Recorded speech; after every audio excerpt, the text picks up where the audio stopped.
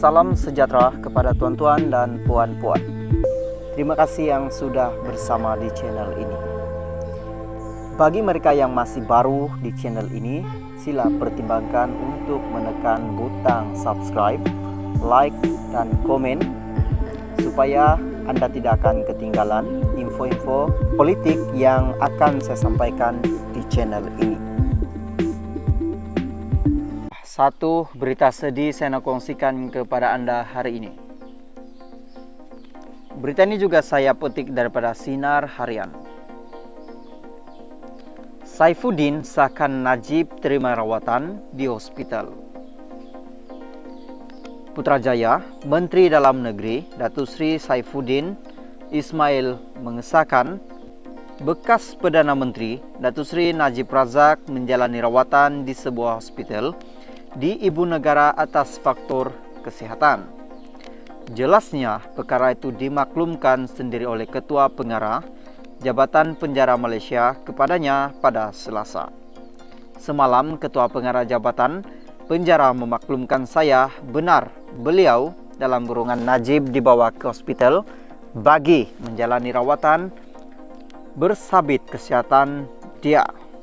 Itu permohonan biasa dibolehkan. Jabatan Penjara berikan pelepasan dalam tempo tertentu, jelasnya. Tambah Saifuddin, meskipun bergelar tahanan, bekas ahli parlimen pekan itu mempunyai hak untuk mendapatkan rawatan sekiranya diperlukan. Bergelar tahanan sekalipun tidak menghilangkan hak dia dalam kurungan Najib mendapatkan rawatan. Saya pikir itu kaedah Kementerian Dalam Negeri dalam kurungan KDN, khususnya Jabatan Penjara menguruskan hal seperti ini, ujurnya. Beliau berkata demikian dalam sidang akbar selepas menghadiri perhimpunan bulanan KDN di sini pada Rabu. Menurut laporan media, Najib dimasukkan ke hospital Kuala Lumpur dalam kurungan HKL sejak beberapa hari lalu selepas dipercayai mengalami jangkitan pada paru-paru. Najib pernah dimasukkan ke hospital kerana mengalami kluse kronik tahun lalu. Najib mula menjalani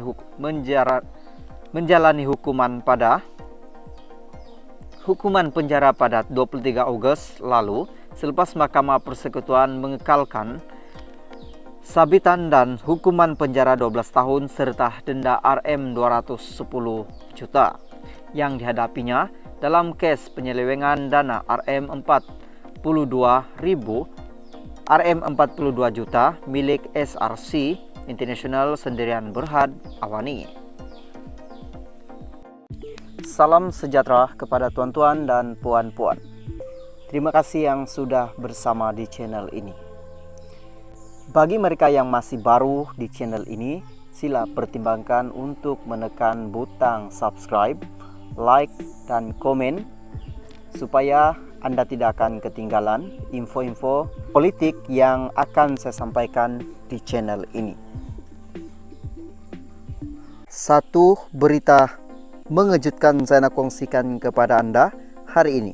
Berita ini saya petik daripada Malaysia Kini.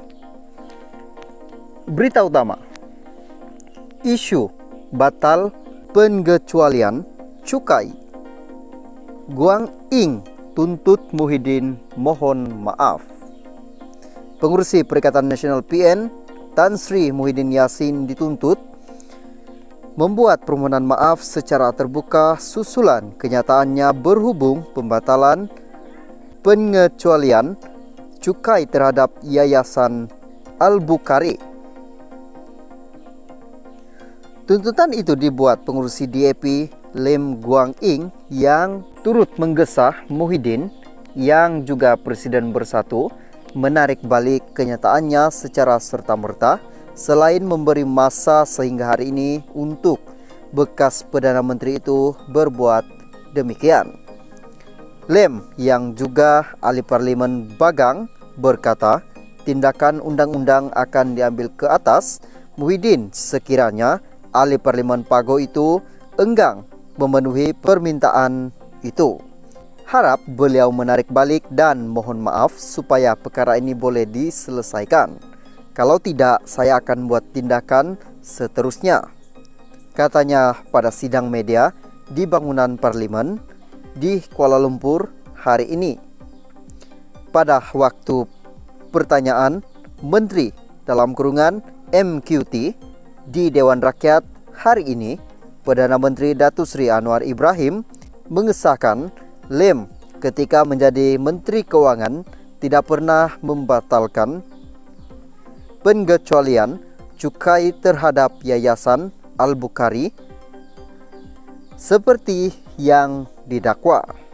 Anwar berkata dakwaan tersebut adalah tidak benar dan hakikatnya kelulusan pengecualian cukai Yayasan Al-Bukhari hanya dibuat pada 25 Februari 2021. Perdana Menteri berkata mengikut subsection 44 dalam kurungan 6 Akta Cukai Pendapatan 1967 dalam kurungan Akta 53, pengecualian cukai bukan terletak di bawah kuasa menteri atau Perdana Menteri. Sebaliknya, ia berkuasa mutlak ketua pengarah lembaga hasil dalam negeri. Salam sejahtera kepada tuan-tuan dan puan-puan.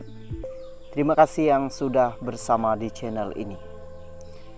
Bagi mereka yang masih baru di channel ini, sila pertimbangkan untuk menekan butang subscribe, like, dan komen supaya Anda tidak akan ketinggalan info-info politik yang akan saya sampaikan di channel ini. Satu berita mengejutkan saya nak kongsikan kepada Anda hari ini. Berita ini juga saya petik daripada Malaysia Kini. Berita utama, PN tolak permohonan keahlian pejuang. Usaha pejuang untuk mendapatkan keselamatan politik yang lebih terjamin dengan menyertai Perikatan Nasional dalam kurungan PN gagal. Majlis tertinggi PN hari ini memutuskan untuk menolak permohonan pejuang untuk menyertai gabungan itu. Setiausaha Agung PN Hamzah Zainuddin dalam satu kenyataan berkata, keputusan itu dibuat semasa mesyuarat semalam. Majlis tertinggi telah membuat keputusan menolak permohonan kemasukan Parti Pejuang Tanah Air ke Perikatan Nasional, katanya dalam satu kenyataan. Hari ini, Hamzah tidak memberikan sebarang alasan mengapa gabungan berkenaan memutuskan